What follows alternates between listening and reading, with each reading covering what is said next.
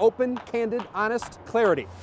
Let's talk to the newsmakers and politicians and influencers, and let's ask them your questions. Let's be clear.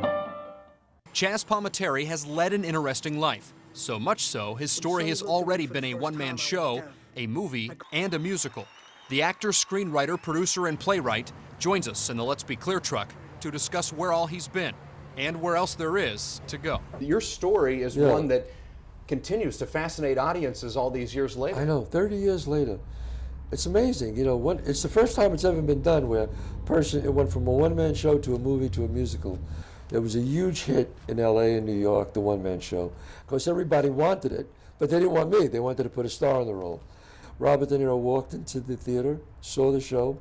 I met him after the show, and he said, wow, that's the greatest one-man show I ever saw. I never seen anything like that. He goes, you should play Sonny, you'll be great. You should write it, it's your life. I'll play your father, I'll direct it, and we'll go partners, and that's how it happened. Let's jump online here and get some questions. Jim in Parma wants to know what it was like and the process of you being in Call of Duty. A video game. Yeah. A very big video game. And I love doing it because my son at that time was playing those. He said, Dad, everybody knows you.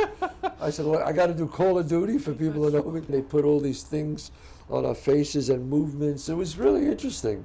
You worked with some of the greats. I mean, Pacino, De Niro. Yeah. Who sticks out? Were you ever starstruck, Chazz? Yes. The one who I was always starstruck with, who I was with a lot, and I got to know, was Frank Sinatra. Really? And I could never get over who he was. And every once in a while I'd be sitting there just like you and I are right now, and I would just turn my head and go, Frank Sinatra. I couldn't get over it. I was with Frank Sinatra. He took the toothpick out with the two olives on the Martini, on the toothpick, and he says, come on, Chazz, share my olive. And I said, I didn't know what he meant. He said, share my olive. So I took the olive off the toothpick, and he said, you ready? And I said, yeah. And we popped the olives in our mouth, and he said, I love you, you're a great guy. And I said, well, thanks, Frank. It was like a tradition. It was like a sign of great friendship. And he says, welcome to the club, Chazz. And I was like, wow. I was stunned by that. I hope I'm not out of line.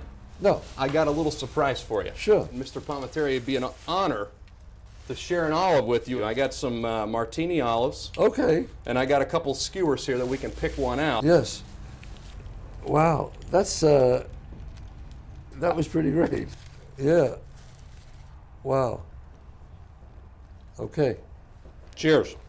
Cheers. Now we're bonded. Friends for life. Friends for life.